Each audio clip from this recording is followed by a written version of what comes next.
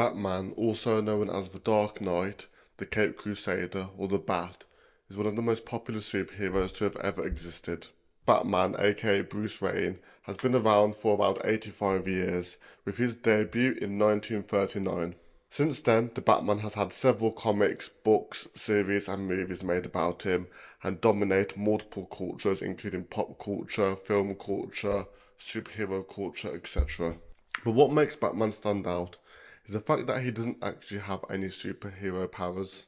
He's just a normal man with a lot of money who has turned his pain into saving people from falling victim to crime. A man who relies on his intellect, his determination, and his unwavering sense of justice. Today we're going to delve deeper into Batman and discuss why without a doubt he's my personal best superhero of all time, and why my Batman films are the best Batman films of all superhero films. Section 1. The Origin Story. Batman's story begins with a tragedy, one that would break most people. As a child, Bruce Wayne witnessed the murders of his parents, Tom and Martha Wayne, in a cold dark alley in Gotham City. This traumatic event didn't just shape him, it forged him into something more. While other superheroes are gifted or born with their powers, Batman's origin is grounded in the harsh reality of human loss and suffering. When his parents died, Bruce made a vow to take vengeance against Gotham's criminals, and this event has been a driving factor for Batman ever since. Our parents die in superhero storylines isn't a new concept, but Batman did it first and in my opinion did it the best. Rather than succumbing to grief, Bruce chose to turn his pain into strength. He spent years travelling the world, mastering every skill he needed to wage a one-man war on crime. This relentless pursuit of perfection is what sets Batman apart. He wasn't born a hero, but he built himself into one, which can be very relatable to a normal person that's going through some sort of pain themselves. This is what makes him a more human and normal superhero in comparison to a superhero like Superman or Spider-Man, who got them powers essentially given to them. Section 2. The Human Element. Despite his dark and brooding persona, Batman is deeply human. He bleeds, he suffers, and he makes mistakes just like any other human. This vulnerability makes him relatable in ways that other superheroes aren't. He represents the idea that we don't need to be perfect to be humans, we just need to fight for what's right and fight for our beliefs. His relationships further highlight this human element, whether it's in his bond with Alfred or his mentorship of various Robins. Batman's connection to those around him shows that even the darkest heroes need a support system. These relationships add layers to his character, making him not just originality, but a man with a family, a mission and a heart. Yes, Batman has money, but this doesn't change the fact that he is just human. One thing that makes Batman, Batman is his gadgets, whether that be his famous Batarang or the Batmobile. But take all his materialistic gadgets away, he is still a match to his opponents. We see this both in the Ben Affleck movies and the Christian Bale movies, where in multiple action scenes, he doesn't use his gadgets, but you see him train his body up and use his human strength and fighting abilities against his enemies. Batman not only uses his strength and fighting skills, but also his strategic mind and his intelligence, which is also something he's learned to build up. This is even more impressive as Batman does fight a lot of villains that do have superpowers, like Freeze or Bane, making him the underdog in a lot of battles he goes into. Adding together Batman's emotions with his self-development journey and the fact that he's an underdog, makes him a very relatable and human character. Section 3. The Villains. A hero is often defined by the villains, and Batman has the most iconic rogues gallery in all of the comics. The Joker, Two-Face, Bane, the Riddler, Penguin, Freeze and more, each one is a reflection of Batman's own psyche, his fears, his guilt and his struggles.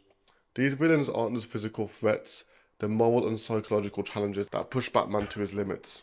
I think as a superhero, Batman definitely has the best palette of villains, from not just the films, but also all the ones in the cartoons we see him with.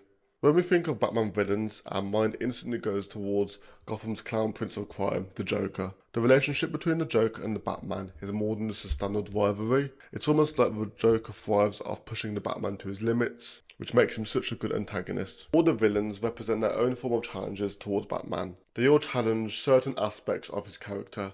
For example, Poison Ivy challenges temptation, Bane challenges physical strength and endurance, Scarecrow challenges fear, and the Joker challenges chaos. As villains directly challenge traits of Batman, it allows Batman to use those traits to beat those villains, but it's never easy for him, and seeing him go through those challenges to defeat these villains is what makes us love the character even more.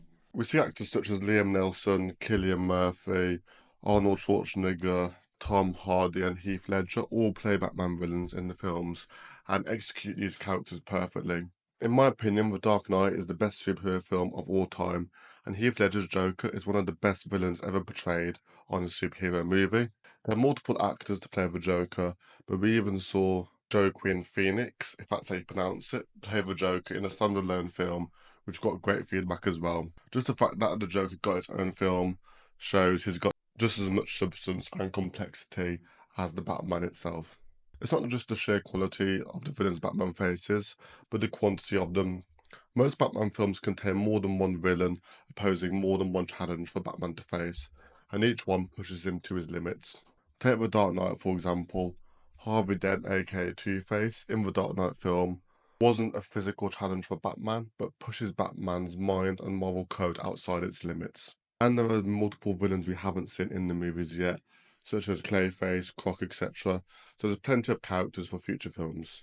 Having such a broad bunch of villains brings out the best as Batman as a hero, and this is one of the reasons why Batman's my favourite superhero. Section 4, The Different Bats. Batman's legacy spans over 8 decades, with countless iterations across comics, televisions, film and more. Each version of Batman brings something new to the table, yet the core essence of the character remains the same. Across the movies in particular, we've seen a mixture of actors play Batman and Bruce, all with their own distinctive traits, but also keeping the core fundamentals the same of the character. For example, I like Ben Affleck's representation of Bruce more than Batman, and I think his personality traits really come through with this actor.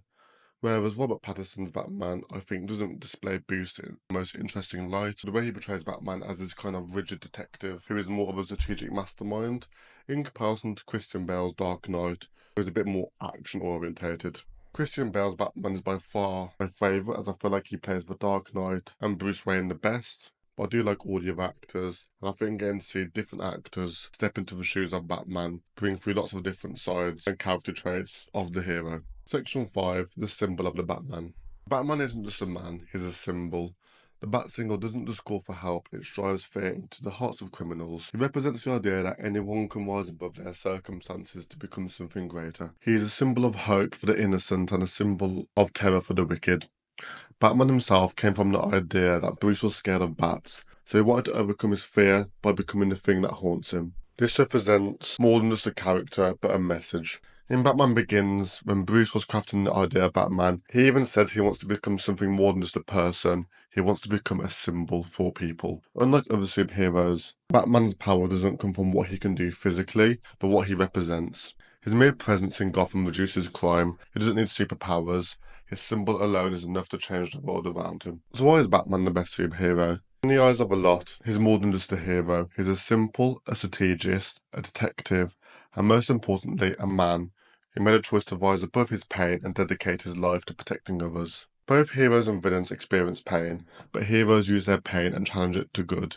And this is what we see in Batman. He isn't just a person.